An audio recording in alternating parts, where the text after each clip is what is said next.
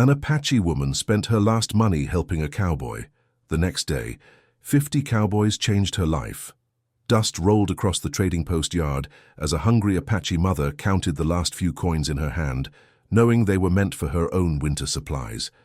When she saw a wounded cowboy collapse beside his horse, she chose to help, even though it meant going home with nothing. By dawn, seal whispers spread across the plains, and a long line of riders appeared on the horizon, carrying something she never expected.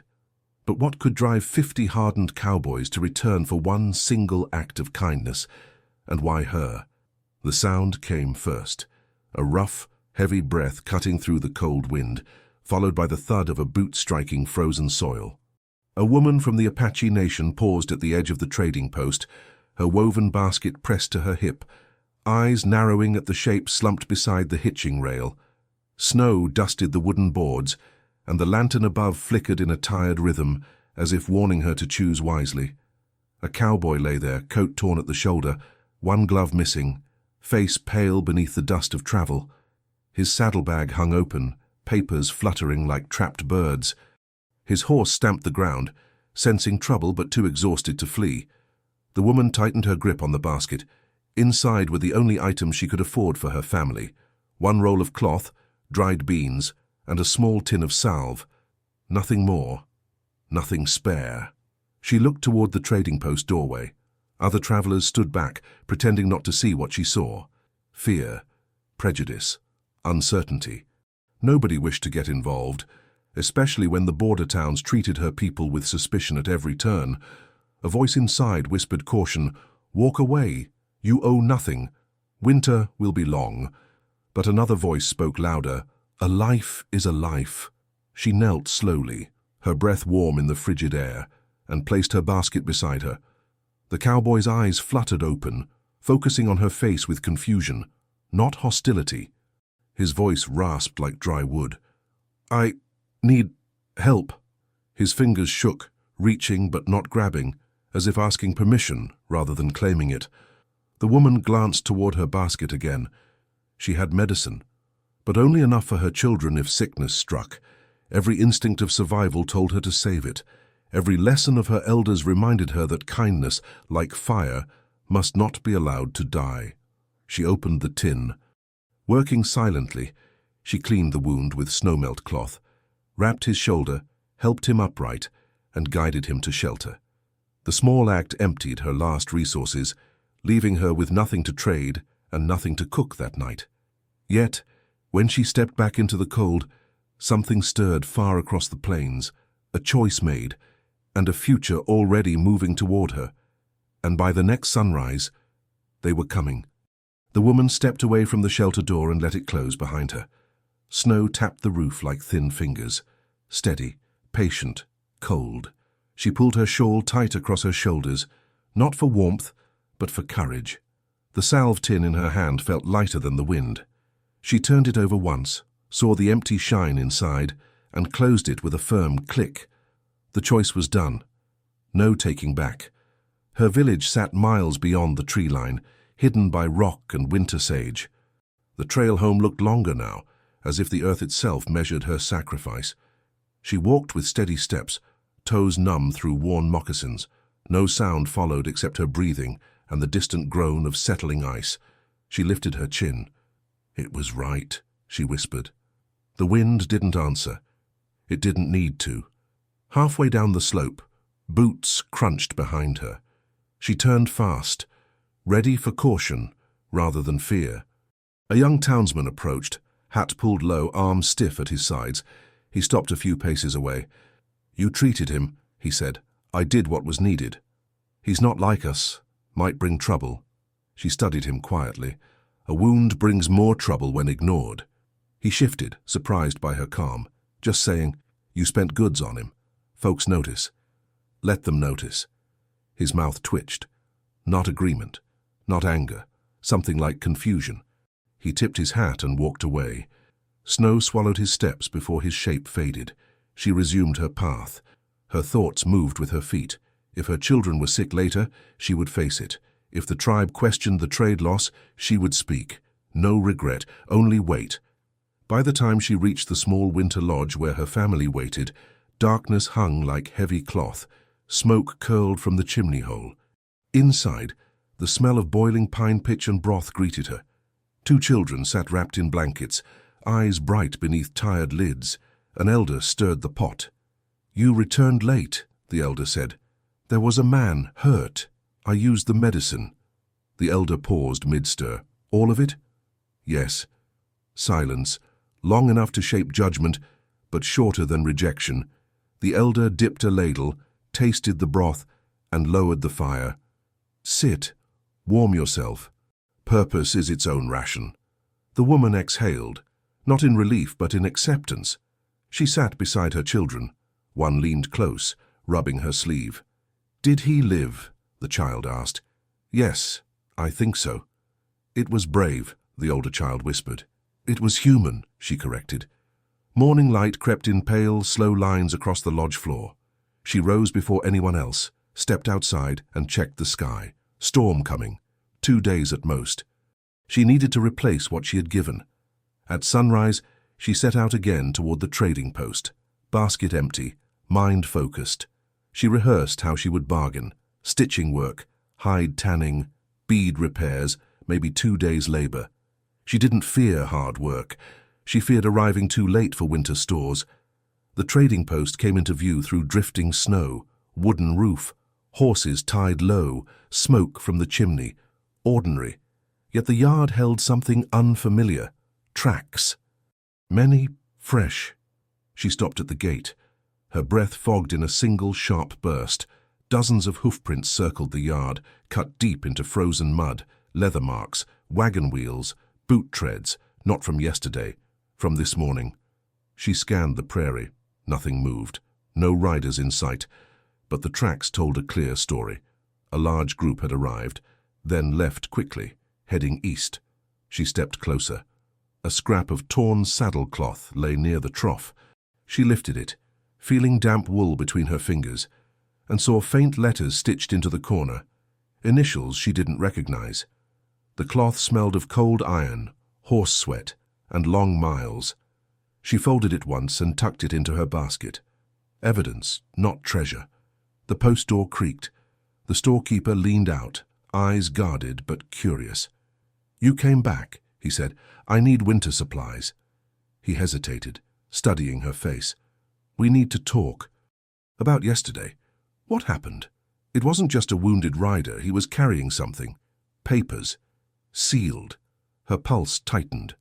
Not from fear, but from the sudden shift she sensed in the air. "What kind of papers?" she asked. The storekeeper opened his hand, revealing a folded envelope stamped with wax. Not hers, not his. "It has your description on it," he said, and it hadn't been there yesterday. She reached for it, just as the door behind her slammed open. The slam of the back door cracked through the quiet like a gunshot. The woman turned, hand still hovering over the sealed envelope. Snow gusted in behind the new arrival, bringing a swirl of white across the floorboards. A man stepped inside, hat dusted with frost, badge pinned to his vest. Not a brawler, not a drunk. The careful kind of man, the kind who carried laws instead of whips. The storekeeper stiffened. "Morning, deputy." "Morning," the deputy answered.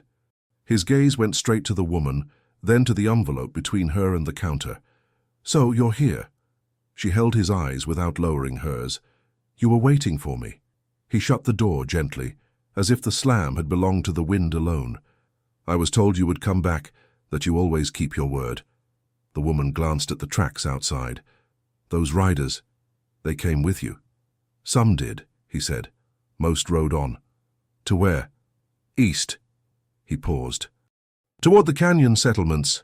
The storekeeper cleared his throat. "Deputy, do you want coffee?" "Later," the deputy nodded toward the envelope. "She should read that first." The wax seal gleamed deep red, pressed smooth by a careful hand. No name on the front, only a line in clumsy ink. "To the woman who spent her last coin."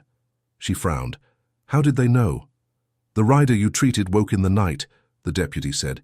"He spoke of you, over and over. Wouldn't rest until the message was written." The storekeeper added, "He could barely hold the pencil, but he would not stop." The woman felt the weight of their eyes.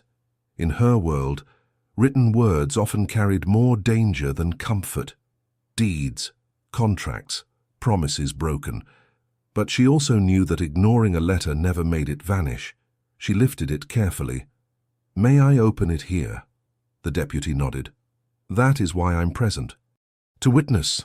She cracked the wax with her thumb. The sound was small, but it cut through the room like breaking ice. Inside lay 2 pages, one crowded with writing, the other thicker, stiffer. She unfolded the first page. The letters swam for a moment. She could read, but slowly. The deputy saw her hesitation. "May I help read it aloud?" he asked. "If you wish." Her jaw tightened. Pride fought the cold fact of time. Then she nodded once. "Read, but do not change a word." He stepped closer, careful not to crowd her, and held the page so they both could see. His voice grew steady as he spoke. "To the woman at the post who gave what she needed for herself," he read. "I was the cowboy on the ground. You did not ask my name. You did not ask for payment. You only saw a wound and chose to heal it." The storekeeper shifted, leaning forward. The woman stared at the ink, listening. The deputy continued. "I ride with a group of ranch hands under one of the largest outfits in this territory. We were on our way to sign a new grazing contract. Without me, the paper would have failed. The land would have gone to men who care little for any people here, white or Apache." The woman's brow furrowed. "He speaks as if his hand carries mountains." "In such contracts," the deputy said, "sometimes it does." He read on. "Because you spent what you had, I reached that table before the ink dried. I told them about you, about the woman who gave her last to help a stranger who might never thank her." The woman drew a slow breath. She had not done it for thanks. The deputy's voice dropped slightly. "I asked my group to repay you, not in pity, in honor. We argued long into the night, men with hard hands and harder habits. But at last, they agreed. You will see what we decided. If you accept it." The storekeeper stared at the second page, still folded. "There's more." The deputy turned the first sheet. "There is a warning," he said, "and a promise." He read the next lines. "The town council has been speaking of your people, of removing certain families from the winter grounds near the canyon.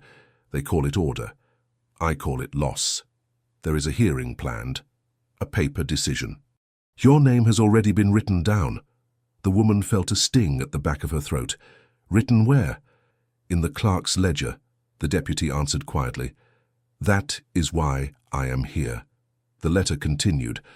"I cannot stop the council alone, but 50 riders can change which hands hold which papers. We cannot put the world right, but we can tilt one small piece in your favor, if you let us." Silence settled. No one moved. The deputy lowered the first page. The second page, still folded, lay on the counter like a stone. "What is that one?" the woman asked. "See for yourself," the storekeeper said softly. She picked it up. The paper felt heavier, not quite stiff as wood, not soft as cloth, something between. She unfolded it slowly. Letters marched across the top. She read them this time without help. "Grazing and wintering permit," she murmured. "Granted in shared use to—" Her finger followed the line. "To the ranch outfit named here, and to the band families of the canyon." The deputy tapped the lower corner. "Look there," he said. "The signatures." 5 names of white ranch owners scratched across the bottom. Beside them, a space, empty, waiting. The storekeeper squinted. They left a line open. "For her," the deputy said, "or for whoever she chooses to speak." The woman's heart beat hard enough to feel in her ears. "These men," she said, "they would share winter ground with us." "If this paper stands," the deputy replied, "they already have." "And the council?" she asked. "They wish to move us like cattle." "They still might try," he admitted, "but this gives you a legal chain to hold. They cannot cut it so easily." The woman thought of her children, of the elder, of long winters pushed into smaller spaces. She also thought of cost. Nothing came without a shadow. "What do they want in return?" she asked. The deputy offered the faintest smile. "The letter says only this. He checked the page again. We ask that you do as you have done. See people, not borders. Help when others turn away. The storekeeper let out a low breath. That's a strange bargain for ranchmen. Strange times, the deputy said. Snow creaked on the roof. The trading post felt smaller now, packed tight with possible futures. The woman touched the blank signature line. If I sign, she said, we are tied to their herds. Yes, the deputy replied. If I refuse, we stand alone before the council. Yes, she looked up at him. And if I ask to meet these riders myself? He met her gaze without flinching. Then we ride, he said. Today. The storekeeper blinked. Now? In this weather? They are camped not far, the deputy answered. They rode ahead to clear the path with the clerk. They expect her decision. The woman folded both pages with care and slid them into her basket next to the scrap of saddlecloth. I will not sign for all, she said, but I will listen, with my own ears. That is wise, the deputy replied. Outside, the wind rose. A faint sound drifted through it, too soft at first to trust, the far-off rhythm of many hooves, beating in slow, steady waves. The storekeeper moved to the window. Deputy, he whispered. You said they camped east. I did. Then who? The storekeeper asked, voice tightening. Is riding in from the north. The woman stepped outside, snow biting her cheeks, basket tight in her hand. On the northern ridge, dark shapes crested the rise, another line of riders, moving fast, their silhouettes sharp against the pale sky. The wind shifted as the silhouettes grew sharper against the ridge, hooves pounding a slow, heavy drum across the frozen ground. Snow puffed under every stride. No flags, no lantern signals, no sound except breath, leather, and cold iron rhythm. The woman planted her feet, not forward, not back, waiting. The deputy stepped beside her, hand near his coat, but not drawing. Stay close, he murmured. I stand where I stand, she replied. The riders descended, frost flying from their horses' manes. Their coats were darker than ranch coats, longer, heavy against the cold. Some wore fur-trimmed hoods. Others wrapped scarves across their mouths. A hard winter look. Purposeful, not wandering. When they reached the post yard, the lead rider slowed, raised a gloved hand, and the whole line stopped in perfect silence. 10 riders. No more. 10 was enough to change a morning, enough to carry news or orders. The leader dismounted slowly, boots cracking through ice. He scanned the yard, gaze lingering on the woman, then the deputy, then the trading post door. The cold spoke for him. He finally lowered his scarf. We rode through the canyon trail, he said. We found tracks, many, fresh. The deputy shifted. We know. They rode east at first light. There was smoke near the creek bend, the leader continued. Not campfire smoke, the other kind. The woman narrowed her eyes. What kind? Paper smoke, he answered. Burning by the handful, silence dropped like a blanket.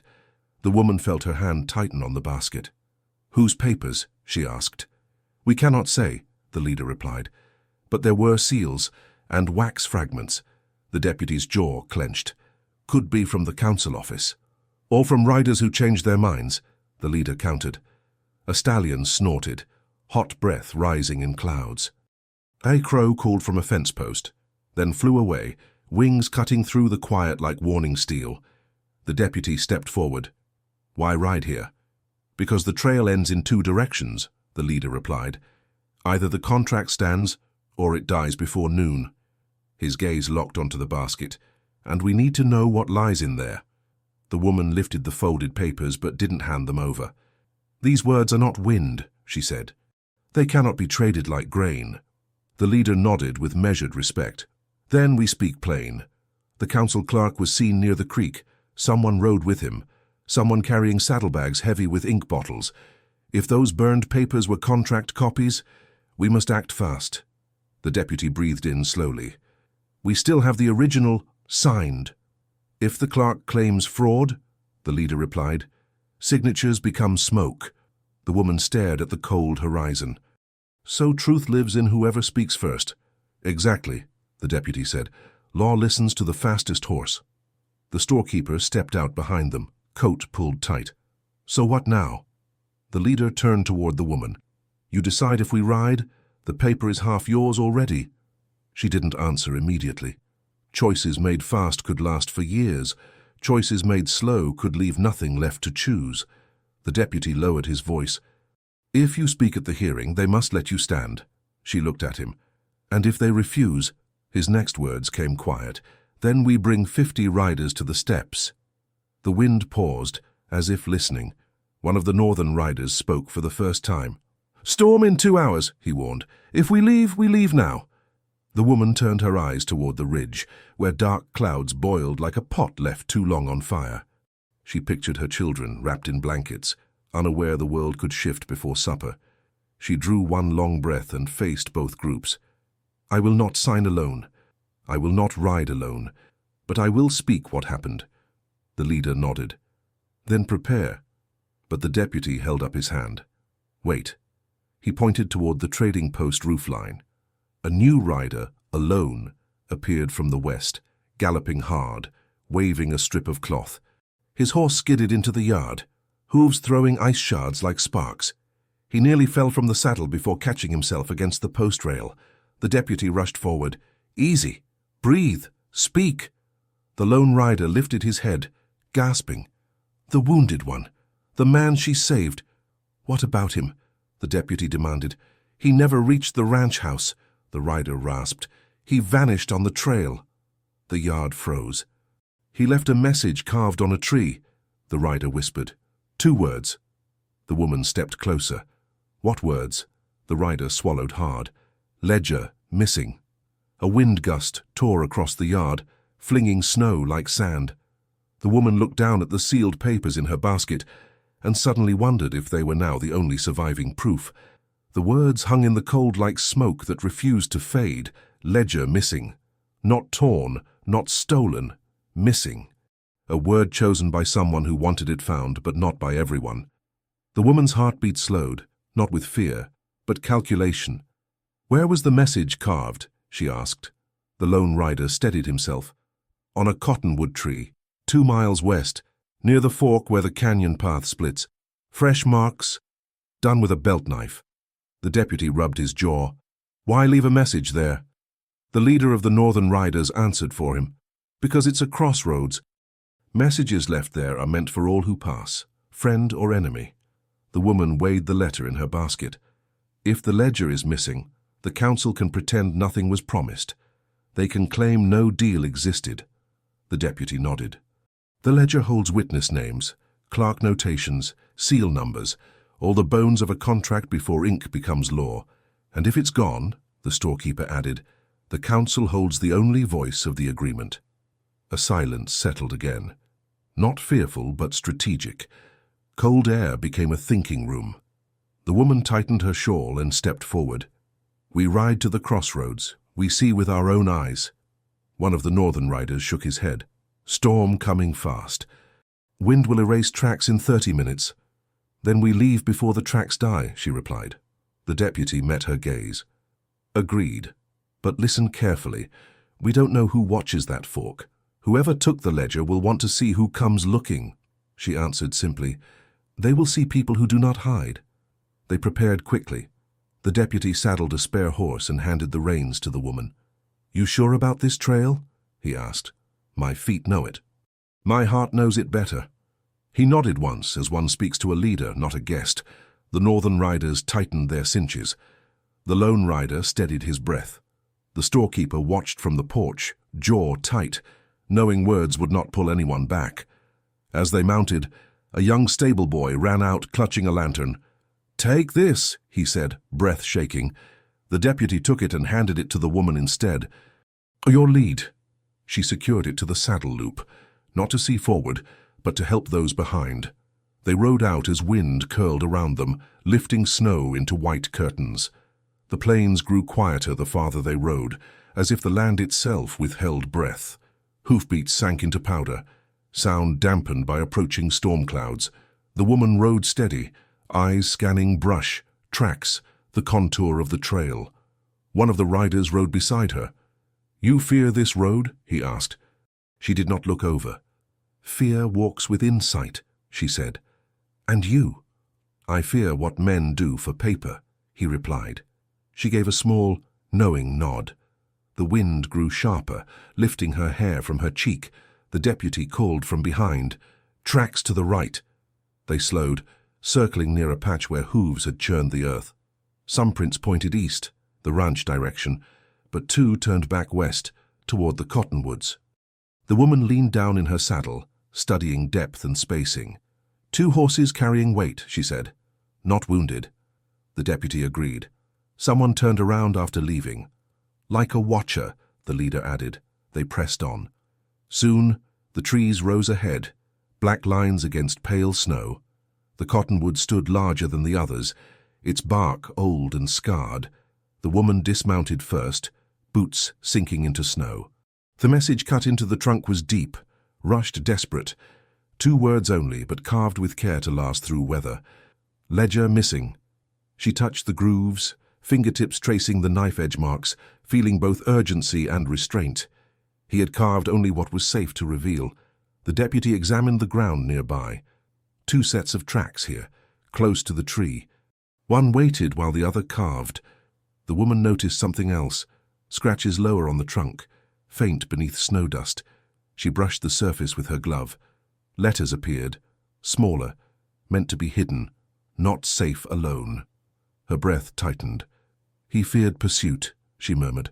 The deputy tapped his gloved finger against the bark. "Or he feared who rode with him." The wind howled through branches, shaking loose flakes like falling ash. A rider from the north crouched down, eyes on hoofprints. One set rides light, one rides heavy with a box or parcel. The woman turned. "Which way?" The rider pointed toward the canyon mouth. "Downhill, fast." A rumble of distant thunder answered, the storm crossing into the valley. The deputy stood, voice low but firm. "We make a choice now, chase the ledger, or reach the clerk first." The leader crossed his arms. "The clerk holds voice. The ledger holds proof." The woman looked at the lantern on her saddle, a small flame yet enough to divide shadows. She spoke without raising her voice. "If we find the clerk first, he may deny. If we find the ledger first, he may flee." The deputy asked, "So which road?" She lowered her eyes, thinking not of riders or councilmen, but of children who needed more than hope. Then she answered, quiet and steady, "We split." The northern leader frowned. "Splitting weakens both trails," she shook her head. "Not split by doubt, split by purpose." The deputy weighed her words, then nodded. "One group rides to the clerk, one group hunts the ledger. She commands which group she leads." All eyes turned to her. She placed her hand on the lantern, choosing with a gesture rather than a speech. But before she could speak, a distant rider broke from the canyon shadows, waving something above his head, not paper. A shred of burned leather binding. The lone figure rode into view through low drifting snow, shoulders hunched, horse trembling from exertion. The strip of burned leather flapped in the wind like a torn flag. When he reached speaking distance, he stopped, head lowered, breath ragged. The deputy stepped forward. "Easy. Take your time." The rider swallowed, voice raw. "I found this near the River Rock crossing. It was caught on a broken branch." He handed the woman the scrap. "Look at the stitching." She turned it over in her glove. The stitching on the edge was a precise pattern, the same stitch style as the saddlebag she had seen open beside the wounded rider. Same thread weight, same notch marks, a match. She held it up so all could see. "This proves he passed the river." The northern leader examined the frayed edge. Burned while still attached, not dropped loose. Someone tried to destroy it on the ride. "Why burn while riding?" the deputy asked. "To hide contents fast," the leader replied. "Maybe someone chased them." The rider shook his head. No chase marks. Snow smooth behind. "So he was alone," the deputy said. "Or lie," the woman added. The one he feared was already beside him. A slow silence spread. Not fear, deduction. The wind carried a faint smell through the cottonwoods, different from snow and bark. The woman lifted her head and inhaled. Smoke. but not wood smoke. It had the bitter edge of ink and hide, burned slow, not hot. She pointed downhill. Burned pages smell like this. The deputy nodded. River rocks give shelter and draught. A good place to burn something quietly. The northern leader looked to the sky. Storm closing fast. 15 minutes and we lose the trail. The woman mounted again, tying the strip of leather to her saddle horn. We ride to the rocks, she said. No delay.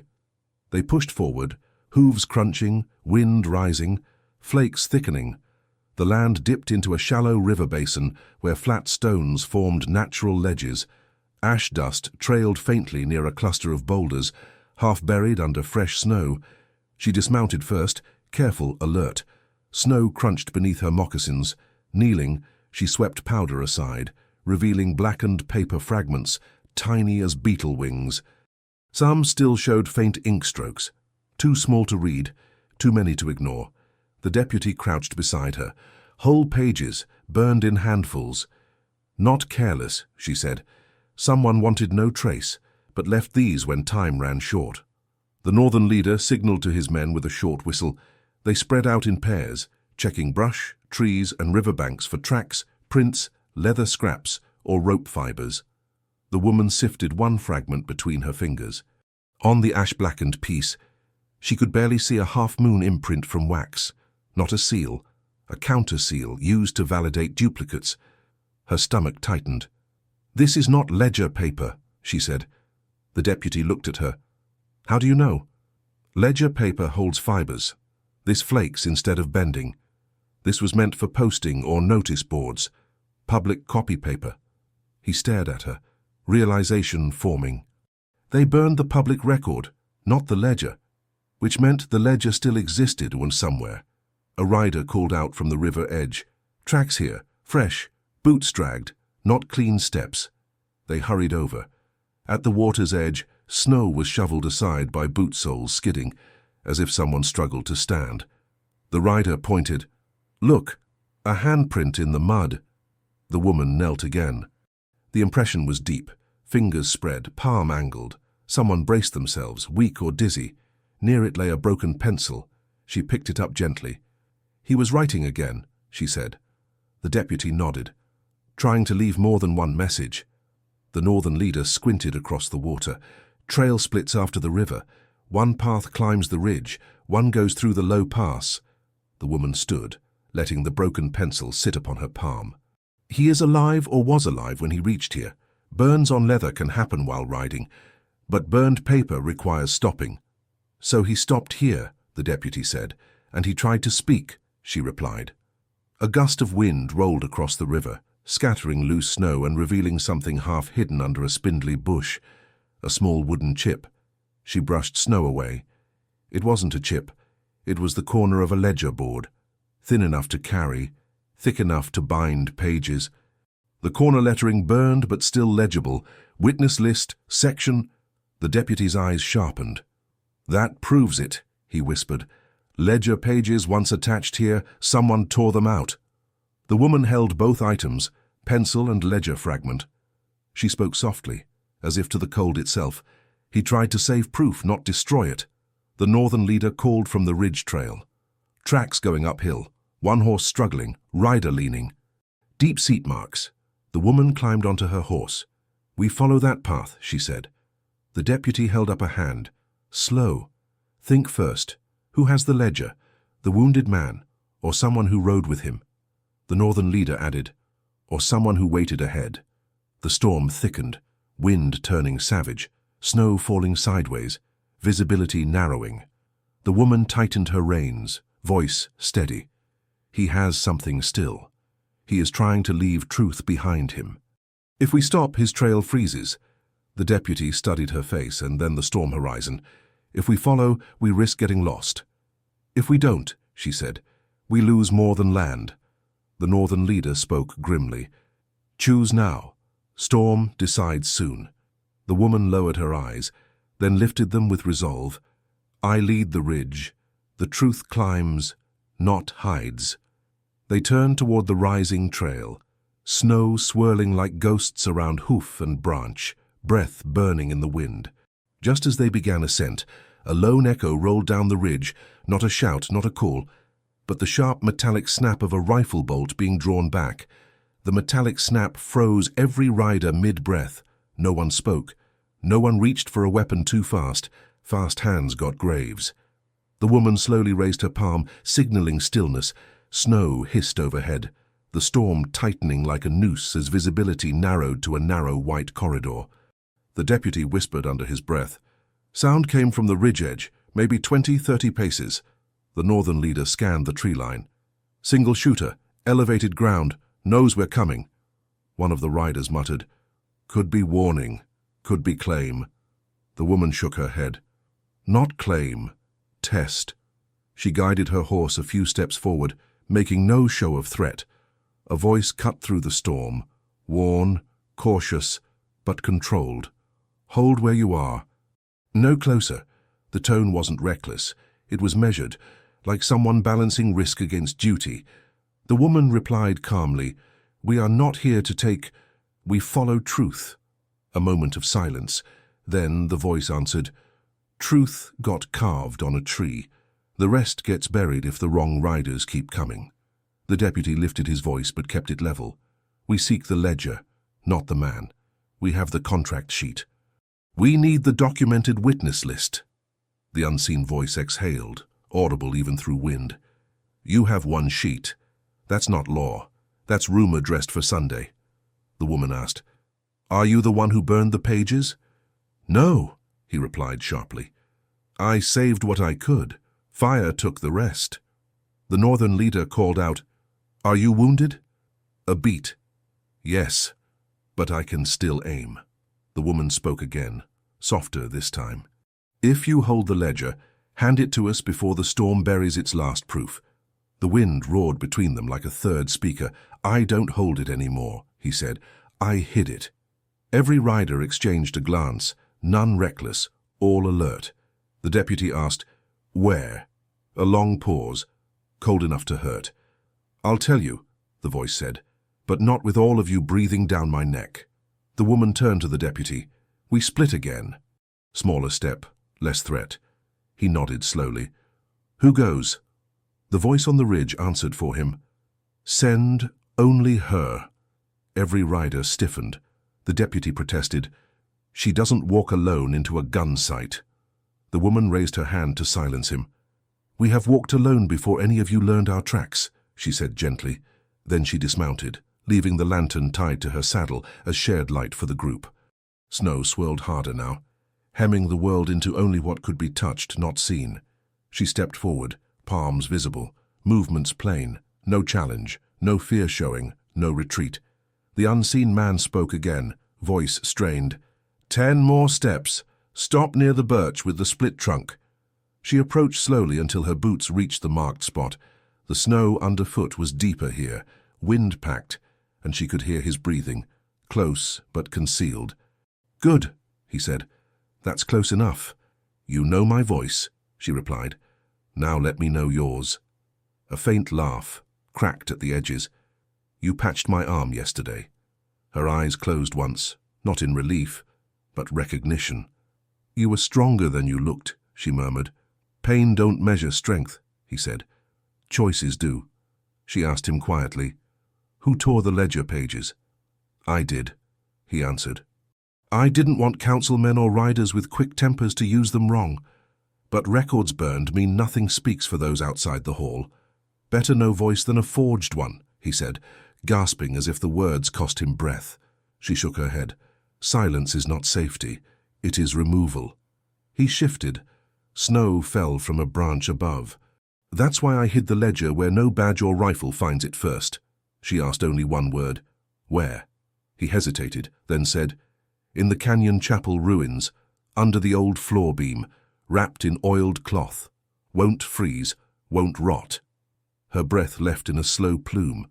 The canyon chapel, abandoned, remote, contested land, a place no side fully claimed. She said, You want me to recover it? Yes, he rasped. If I send ranch riders, council claims coercion. Say if I send your people alone, they claim trespass. But you stand between two worlds. They must listen if you carry it.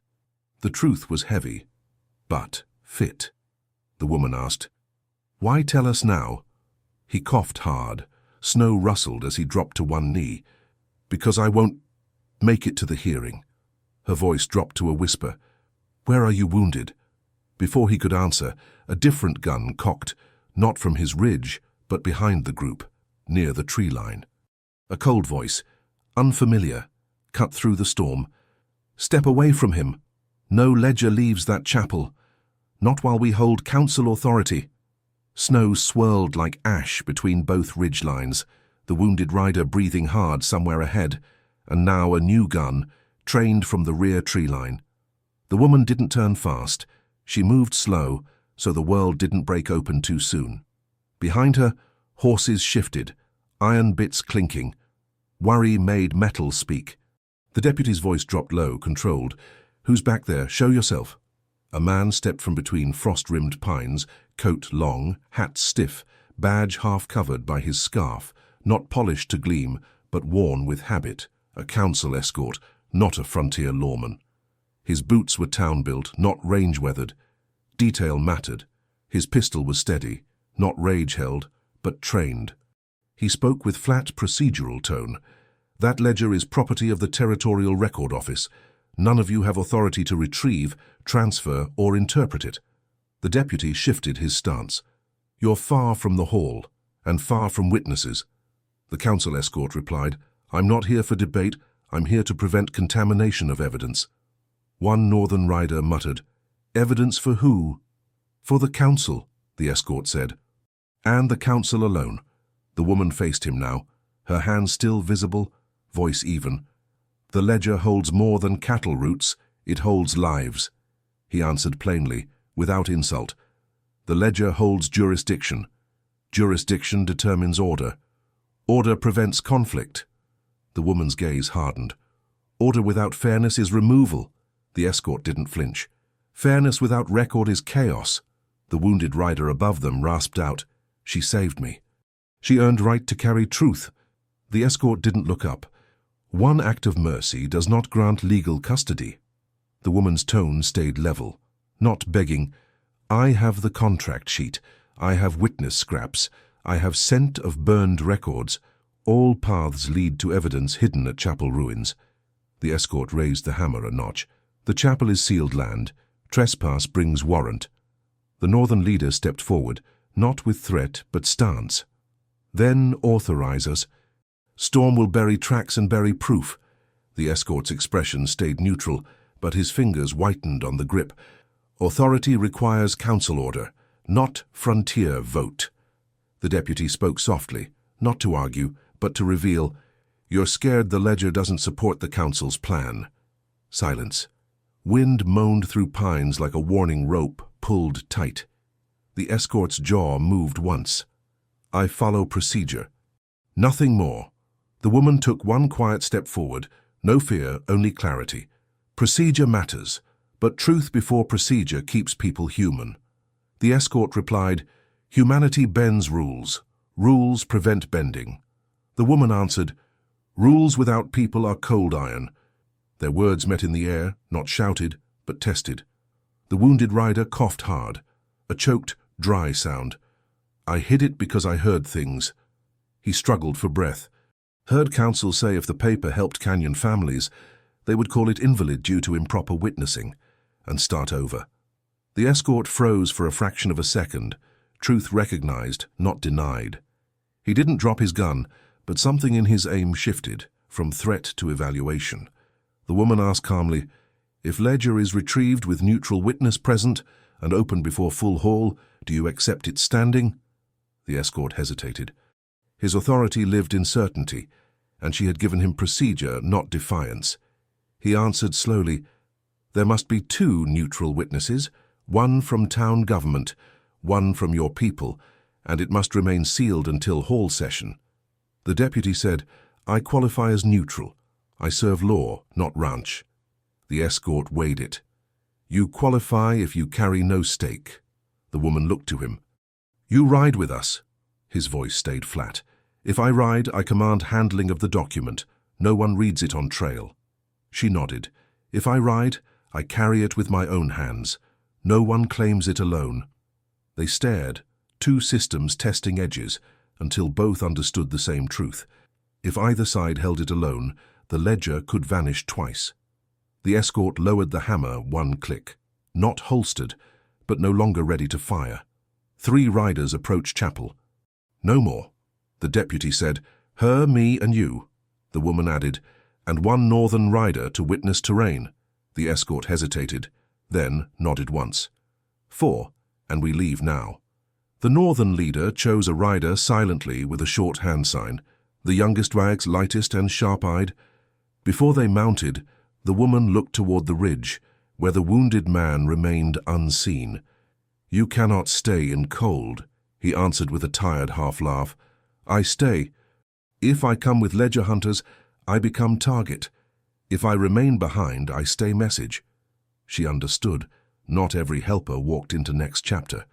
She placed the broken pencil where he could reach it. He whispered, "Thank you for seeing me." She didn't reply with words. Silence was respect.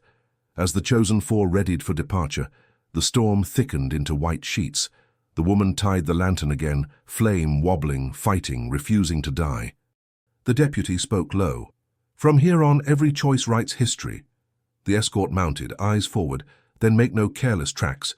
They turned their horses toward the chapel trail, ground rising into wind, trees thinning, snow deepening.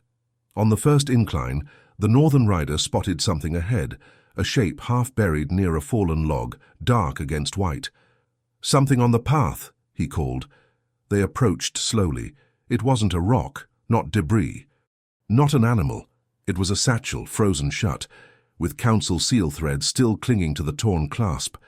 As the deputy leaned to lift it, a single shot cracked from the far timber, striking the snow inches from his hand. The gunshot carved silence into the storm, snow exploding beside the deputy's glove. He pulled his hand back, slow and deliberate, not panicked. Fast moves fed bullets, horses stamped and snorted, each breath a cloud fighting wind. The escort raised his voice, crisp and level. "Hold fire, show yourself, state purpose and authority." No answer, only wind, blowing stronger from the timber edge. The woman lifted her palm, eyes on tree lines, not the satchel. The northern rider slid from his saddle and crouched low, scanning the slope. "I see no muzzle flash. Whoever fired is covered by storm." The deputy spoke quietly, as if the snow itself might overhear. That shot wasn't meant to kill. It was a boundary line. The escort dismounted with methodical calm. "Shooter wants to control access, not create bodies. That tells me they're protecting something, evidence, or interest." The woman studied the terrain. A line of young pines ran along the ridge, tight enough to hide one person with a clear angle. "He will shoot again if we touch the satchel without permission." The deputy looked at her.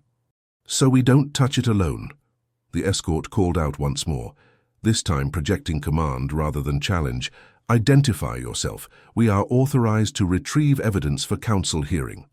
The wind answered with nothing but snow needles against their coats. The woman stepped forward, only one measured pace, speaking toward the timber, not shouting. "We follow words carved on a tree. If you guard truth, speak it. If you guard power, aim again." For a few breaths, nothing changed.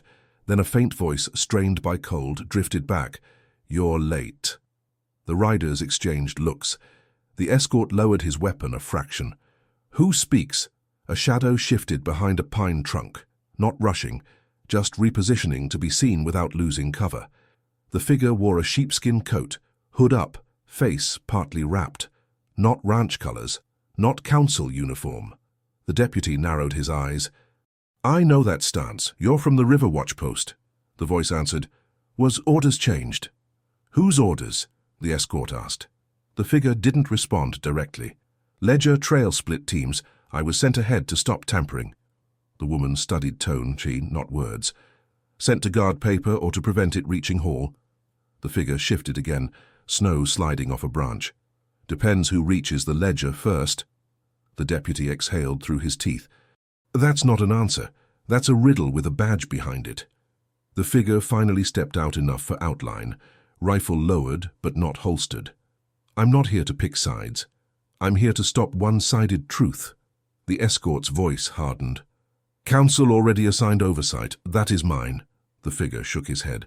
And council assigned silence men too. Men who prefer burned records. The woman spoke before anyone else could escalate. If ledger dies, so do people who depend on what it proves. The figure nodded once, a slow, reluctant acknowledgement. Then handle that satchel correctly. The deputy asked, meaning what? Open it where all four of you stand, eyes visible, hands clear, and speak findings out loud. No pocketing, no whisper agreements. The escort considered that. Agreed, as if you holster your rifle. The figure answered, I lower first, you holster second. The escort shook his head. Equal move, same moment. The woman stepped between them before pride iced the trail. We move together. They nodded. All right, the figure said. Count. They moved hands openly. 1, 2, 3. The rifle lowered. The escort holstered.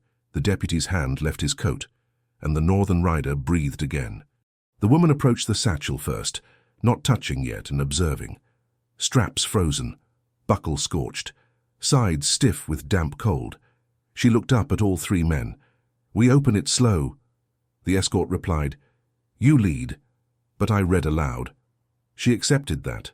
Shared authority, shared risk. With gloved fingers, she loosened the burned strap. The deputy steadied the satchel while she pulled the flap aside. Inside lay a folded oilcloth, a brass key, a torn ledger index card, a clay stamp imprint block.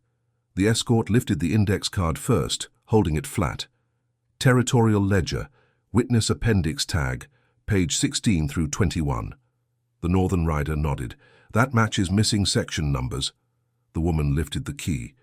Cold metal, narrow teeth, no rust.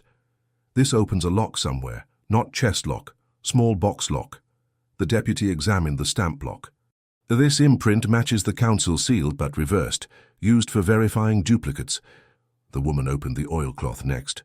Inside lay a small slip of paper, protected from wet, 2 lines only. Ledger safe, chapel east beam. Not alone, watchers trade pages. The deputy frowned. Watchers. Plural. The escort muttered.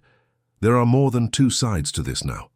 The woman's eyes moved toward the timber where the hidden figure watched, then up toward the storm-covered ridge where the wounded rider remained unseen. Paper is not enemy, she said quietly. Silence is. The escort straightened. We move for the chapel before whiteout. The hidden figure stepped out fully at last, rifle slung, boots crunching snow. You'll need a guide for the last descent. Storms twist trails. The escort asked, You're offering help now? The figure answered, No, I'm offering survival. Truth dies in storms, same as men. The woman tied the satchel to her saddle, beneath the lantern so both could be watched. We ride.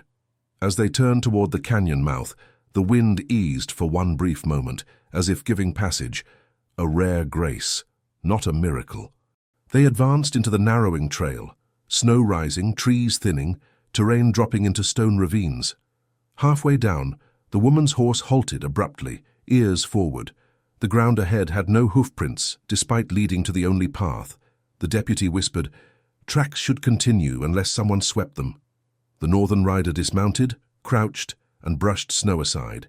Their single line was carved faintly into packed ice. Turn back, chapel taken.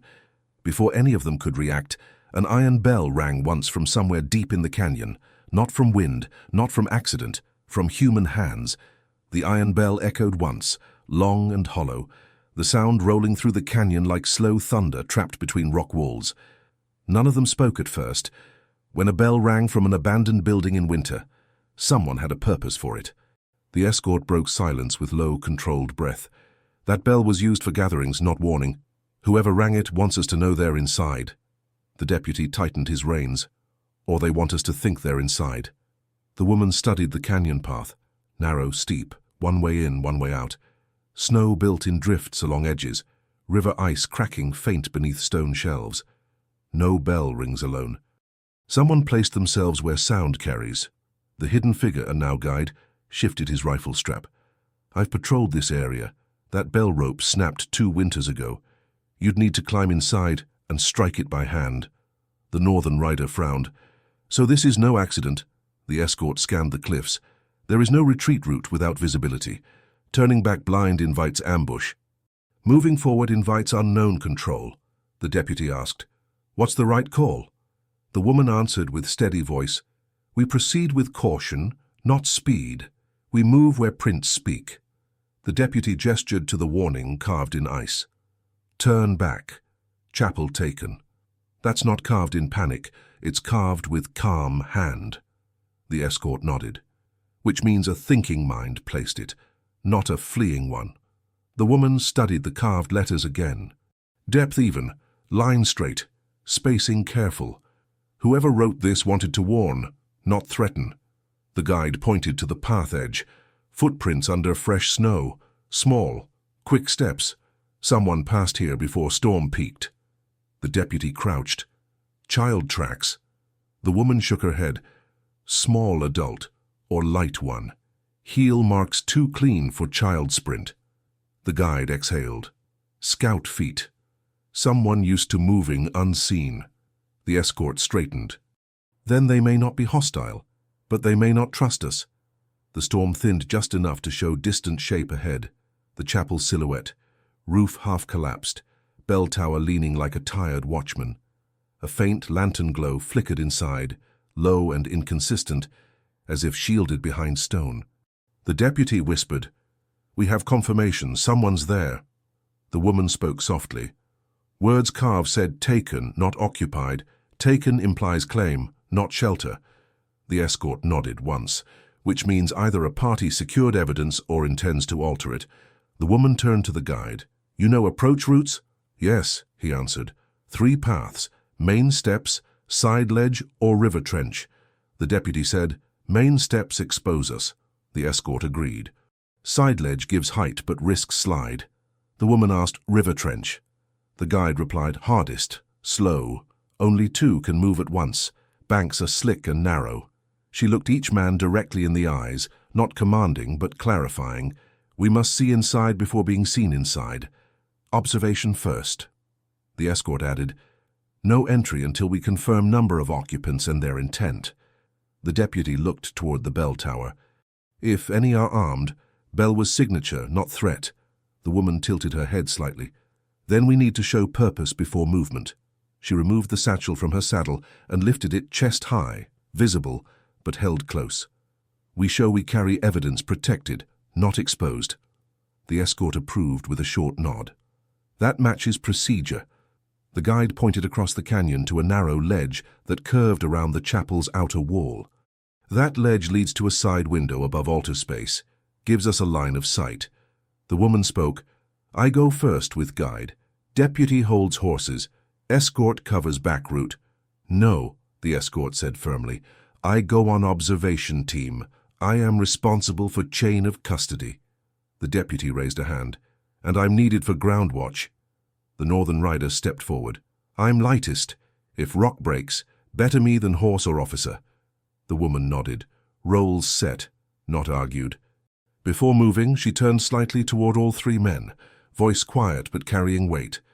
"No matter what we see inside, we do not rush, we do not shout, we think." The escort echoed, "And no one enters alone." They approached the canyon wall, where snow had packed against stone, forming a ramp to the narrow ledge.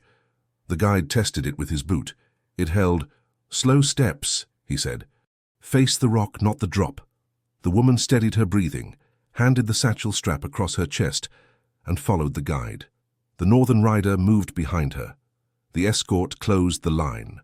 The ledge narrowed to single-foot width in places. Snow crumbled beneath each step, falling silently into white depth below. Wind cut sideways, pushing coats, testing balance. Halfway across, the woman paused, not from fear, but observation. Below, near the chapel door, fresh tracks led inward, 2 sets, deliberate, not rushed. One heavier, one light. No drag marks, no sign of struggle. She whispered to the guide.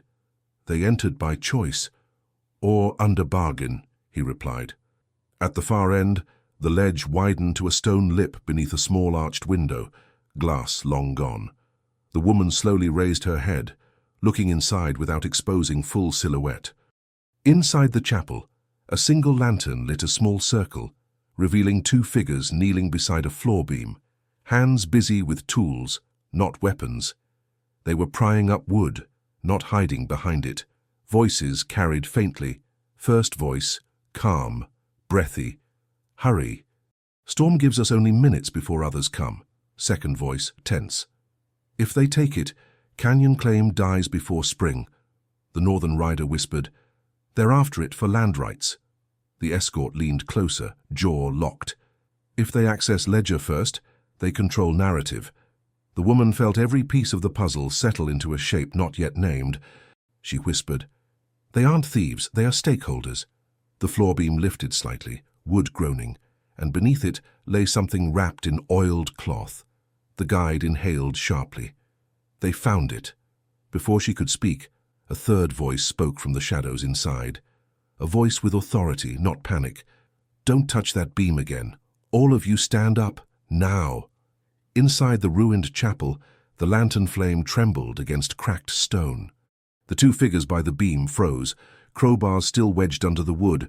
Slowly they straightened, hands moving clear. Dust fell from their coats.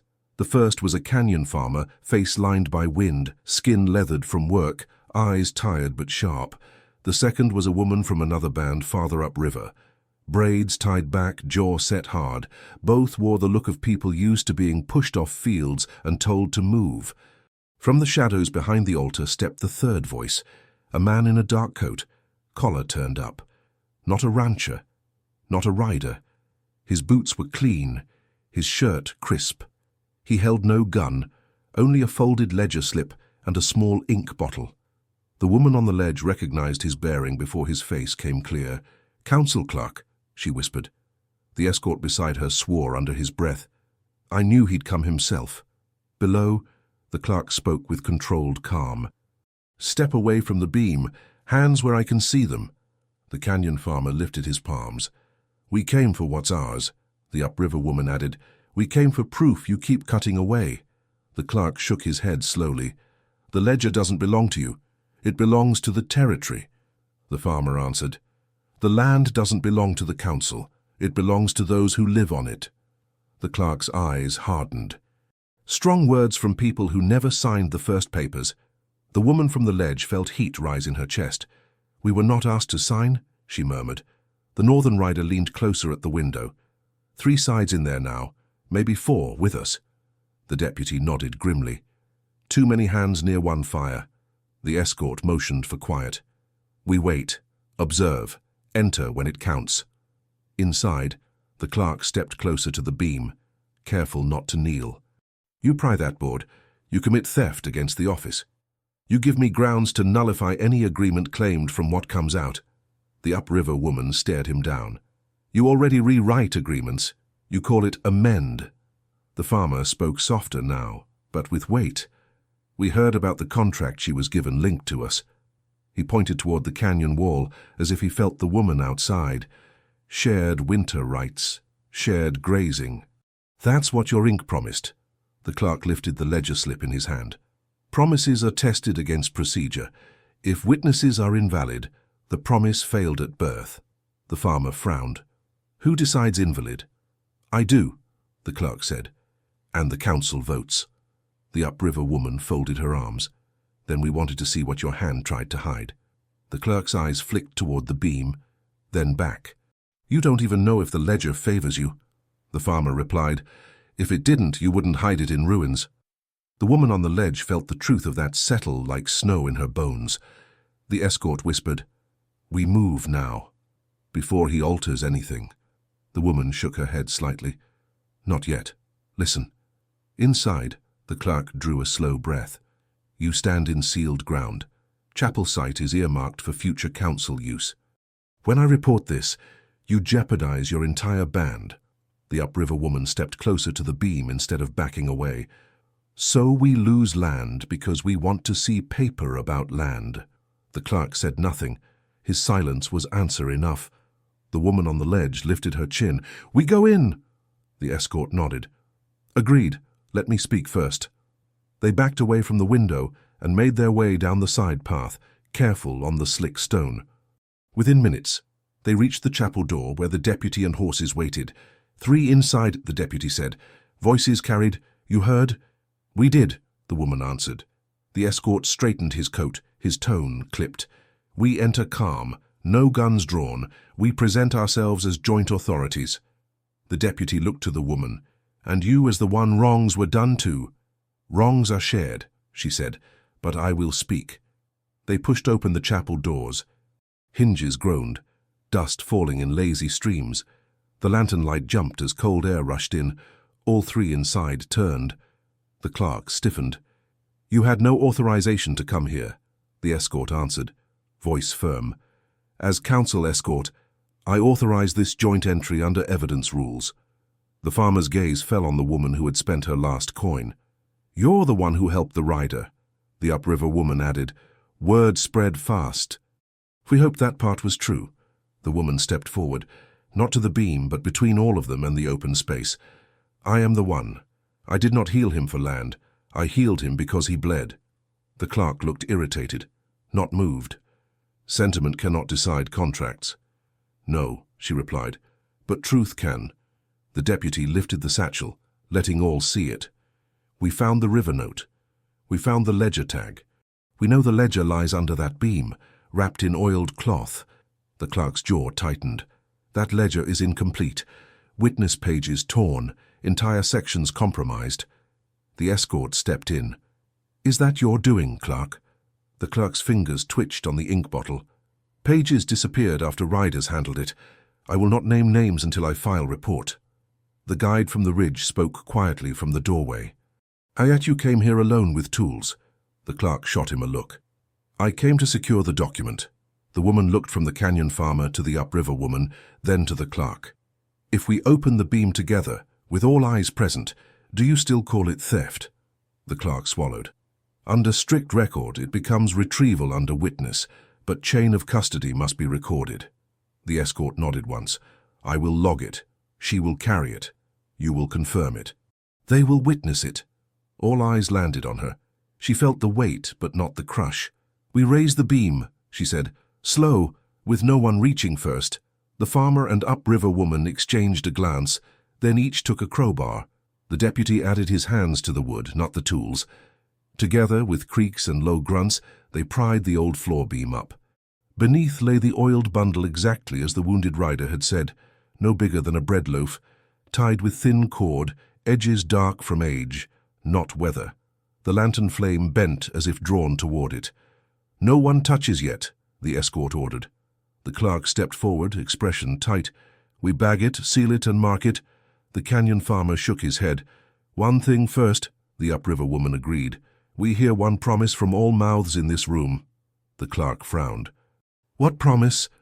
The woman who had spent her last money stepped closer to the bundle. "That no one burns this, that no one loses this, that it reaches the hall unopened, with us standing there to hear its words read aloud." The deputy said, "I swear to that." The escort added, "I swear under my badge." The farmer and upriver woman nodded in turn. "We swear under hunger and cold." All eyes turned to the clerk. He hesitated. Ink bottle shook just slightly between his fingers.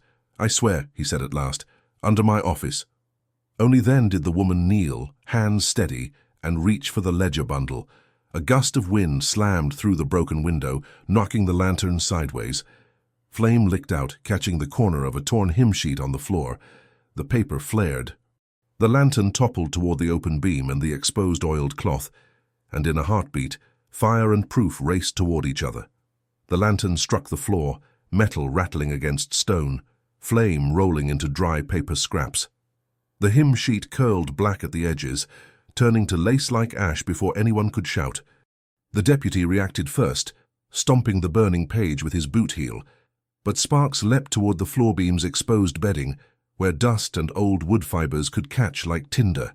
The clerk yelled, voice cracking, "Keep the flame away from the ledger. The cloth oil can ignite." The escort barked orders, sharp and steady. "Water! Snow! Anything, move!" The canyon farmer snatched his coat sleeve and pounded the floor, while the upriver woman tore a strip off her scarf, swiping the small line of sparks before they traveled farther. The woman at the center, the one who had spent her last coin, did not panic. She slid the oiled bundle backward across stone using the flat of her palm, not lifting it, not dropping it, keeping it away from sparks without exposing the contents to air. The clerk grabbed the fallen lantern with a gloved hand and smothered the flame with his coat. Voice strained. "It's contained. Hold steady, hold steady." Smoke thinned, drifting upward through the broken rafters. The threat passed, not through luck, but through 5 decisions made fast and without command struggle. When the air finally stilled, no one moved for several breaths. The deputy broke the quiet. "That was warning from the room." "Not from anyone in it," the clerk replied, still breathless. "Buildings don't warn.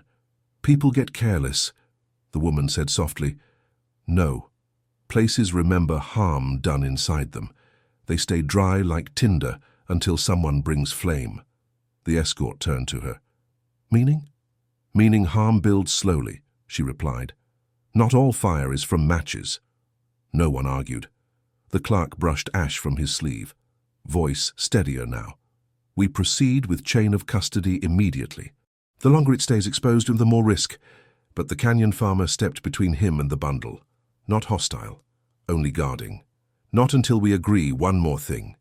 The clerk glared. "We already made oath." The upriver woman nodded slowly. "Oath needs record, not just breath in cold room." The deputy agreed.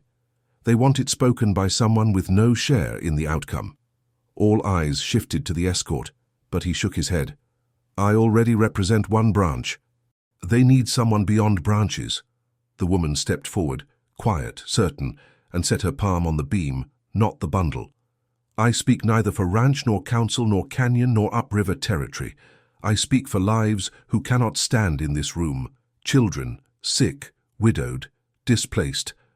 Let oath be repeated with them in mind." The clerk hesitated, then said, "State it." She lifted her chin, speaking so every ear could hear. "No one here will alter, hide, burn, claim, erase, or delay this ledger for personal gain, land leverage, council power, or settlement bargain. Whoever carries it for all, not for any." One by one, the others repeated. The deputy, voice low. "I swear to that." The escort, clearer. "I swear, bound to duty." The canyon farmer, jaw set. "I swear, for fields not yet planted." The upriver woman, eyes steady. "I swear, for river homes not yet built again." All turned toward the clerk. His jaw flexed. His right hand trembled slightly, not with fear but with the weight of institution versus conscience. "I swear," he finally said, "for truth that belongs to record, not rumor." Only then did the escort remove a small wax seal stick from his coat, holding it next to the now-cooled lantern top. "This seal goes on the cloth. No breaks until council hall." The deputy nodded. "And she carries it," the clerk added, "and I hold ledger slip until hall to prevent separation misconduct." The canyon farmer interjected, "And we walk with them, not behind, not sent away." No voices objected. The woman knelt again. She slid her hands under the oiled cloth, lifting slowly, respectful, steady, not triumphant. She placed it against her chest inside her coat, tied with a leather strap so it couldn't fall if she stumbled. The guide stepped closer to the doorway, squinting into the thickening storm outside. "We leave now or not at all? Canyon winds drag snow in sheets in under 20 minutes. The escort prepared his field log sheet and pencil. "We document departure time, carrier, witnesses, and clerk acknowledgement." He wrote aloud as protocol required. "Ledger retrieved, sealed, and carried by neutral party for direct haul delivery under 4-witness escort." But before they could exit, a harsh crack sounded above, not a gun, wood splitting under weight. The rafters groaned. Snow dumped through a widening gap in the ceiling. Cold dust rained down. The deputy snapped his head up. "Roof's giving." "We move." The escort motioned to exit, but the clerk suddenly reached for the log sheet, not to save it but to tear off the bottom slip for his copy. The canyon farmer blocked his hand. "No one delays. Paper waits outside." The clerk bristled. "I need my copy now. It's procedure." The woman with the ledger stepped between them, eyes sharp. Procedure means purpose, not paperwork. Roof does not follow rules. Then a beam overhead shifted with a deep, slow crack, and the far wall buckled inward from snow weight. The guide shouted, "Door now! Move!" They rushed toward the chapel entrance as debris began to fall. The escort held the doorway open, the deputy shielding the woman in front, the farmer gripping the upriver woman's arm so neither slipped. But as they reached the threshold, a massive plank slammed down behind them, blocking half the exit. Someone was missing, the clerk still inside. He coughed through dust, struggling to stand, voice shaking. "Don't leave, I'm trapped." The woman turned back toward him, ledger pressed to her chest, eyes locked on a decision no rulebook ever wrote. The chapel groaned like an old ship struck broadside. Snow and splinters fell in slow, heavy bursts from the rafters. Wind forced its way in through new cracks, moaning across the stone floor. The group reached the doorway, boots slipping, shoulders colliding, breath burning in cold air. But behind them, dust and fragments swirled around the trapped clerk, half buried near the old altar, his leg pinned under a fallen crossbeam. He coughed through grit, voice sharp with pain, not panic. "Don't leave, and I can't move, the beam has me." The escort tried to push back in, but the guide blocked him. "Stop. Roof's dropping in sections. If we rush without plan, we lose two, not one." The clerk shouted, voice cracking. "You have to help me. I'm the only one who can certify that ledger." The canyon farmer fired back. "Paper needs truth, not hostage." The upriver woman added, "You called our witness invalid. Now you call yourself required." Snow flurries whipped through the broken window, covering the floor in a fast-forming sheet. The clerk grimaced, trying to lift himself. His voice weakened. "I still swore. I didn't break the oath. Don't let my record end under rubble." The woman who carried the ledger felt every heartbeat in her throat. "Everyone, stop arguing," she said quietly. "He is still alive." The deputy nodded. "And if he dies, council claims we staged this. Ledger becomes rumor again." The escort tightened his jaw. He must live not for power, but for process. The guide leaned in the doorway, studying the beam angles. "We can pull him if we lighten weight, not lift full. We need leverage, and no sudden shakes." The deputy whispered, "Tools." The upriver woman pointed near the altar. "Crowbars are buried, but one handle's still visible." The woman handed the ledger to the deputy.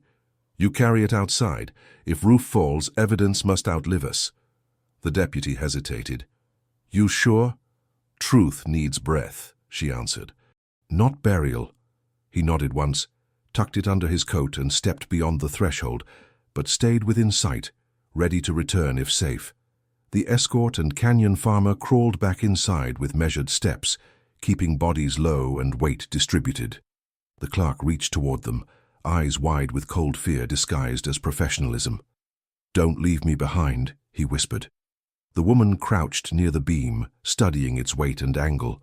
"We push snow aside first." Less friction. The upriver woman used her scarf wrap again, sweeping debris to create a slide path. The guide used his rifle stock as a brace, not as a weapon. The escort spoke through gritted teeth. "When I lift, you drag." The clerk swallowed. "My leg, it's numb." The woman met his gaze. "Pain tells you you're alive. Numb means hurry." They positioned themselves. The escort at the thicker end of the beam, the farmer at the midpoint for counterforce, the woman and upriver woman near the clerk to pull, the guide spotting structure cracks on the escort's count. 1. Slow pull, no jerks. 2. Brace hands. 3. The beam rose barely an inch. Steam-like breath rose from 4 mouths. The clerk grunted, unable to help, face pale. The woman slid her arm under his coat collar, dragging with controlled force, not yanking. He moved tight, but only half free. The farmer growled through clenched teeth.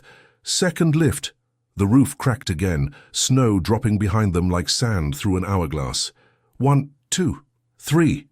The beam rose another inch, just enough. The clerk slid clear, collapsing to his elbows. The woman and upriver woman grabbed his arms and pulled him across the dust-covered stones. The guide shouted, "Door now, to move!" They carried him in a staggered line toward daylight as a rafter split overhead with a thunder-like crack. Outside, the deputy reached in, dragging the clerk's coat with one strong pull, just as a heavy timber slammed the floor where the clerk's body had been seconds earlier. The escort stumbled into the snow, coughing. The canyon farmer dropped to one knee, breath heaving. The upriver woman leaned on the wall, hand on her ribs. The clerk laid back in the snow, eyes red, voice shaking with shock. Finally, he whispered 3 words no one expected from him. "I was wrong." Silence fell thicker than snow. He looked at the woman, the one who spent her last coin, with a raw honesty he had not used once in that chapel. "You didn't risk me for land. You risked for record. I saw it." The deputy tightened his coat around the ledger. "Now we ride, all of us." The escort nodded. "If we leave now, we can reach the hall before council noon call." The guide checked the ridge path. Storm still heavy, but rideable. The canyon farmer spoke, voice steady. "No splitting parties. All 4 sides walk in same door." The clerk nodded. "And none of us speak before ledger opens." The woman wiped snow from her brow, eyes focused on distance. "Truth is not what we hope for. It is what survives." They mounted their horses and, slowed by injury, strengthened by agreement, and turned toward a storm-blurred horizon. Before they moved, a new sound rose behind them, not fire, not collapse, but distant hooves, many, muffled by snow but unmistakable. The deputy looked back. "That's more than patrol. That's a group." The escort's face stiffened. "Council riders? Ranch riders? Canyon men?" The woman stared into the blizzard-white trail, eyes narrowed. "We will know when they reach speaking distance." And they began riding toward truth, toward judgment, toward whatever waited between snow and daylight. The storm eased by morning, leaving silence draped across the land like canvas waiting for ink. The hall doors opened as the 4 riders, escort and deputy, canyon farmer, upriver woman, entered with the woman who carried the ledger pressed against her heart. No cheering, no whispers, only the sound of boots on cold wood. The clerk stood with crutches, voice clear. "I present evidence, witnessed by all." The seal was inspected, found unbroken. The ledger was opened slowly, page edges stiff but intact. The hall leaned forward as ink met daylight. Inside, written in plain strokes, not decorated or coded. Shared grazing rights across both riverbanks. Seasonal land access for canyon families. Winter wood and water rights protected without relocation. Witnesses listed, including a frontier medic and trader. No clause allowing forced removal without unanimous vote. The hall fell into quiet so deep it felt like prayer. The woman spoke first, voice steady. "This is not a victory. It is a beginning." The deputy nodded. "Paper is proof. People decide whether proof becomes peace." The clerk lowered his head. "I will testify exactly as written." The canyon farmer placed his calloused hand on the table. "We will build without pushing others from soil," the upriver woman added, "and defend without denying others a fire to sleep beside." The escort closed the ledger gently. "Then let this be the first record not rewritten by whoever speaks loudest." Outside, the storm clouds broke open, not with miracle light, but with ordinary sun, which felt like something just as rare. The woman stepped out first. Snow softened beneath her steps, not to erase the past, but to carry it forward without burning it away. If this story moved you, imagine how many lives changed in silence, with no record, no witness, no voice. Stories like this remind us that courage is not thunder. It is quiet truth carried through storms until someone finally listens. If you want more frontier tales grounded in dignity, realism, justice, and human choice, stay with this channel and turn on notifications so you never miss the next chapter. Share this video with someone who believes the past still speaks, and comment what you think matters more, lore as written or lore as lived. Your voice might be the one that keeps another ledger from burning,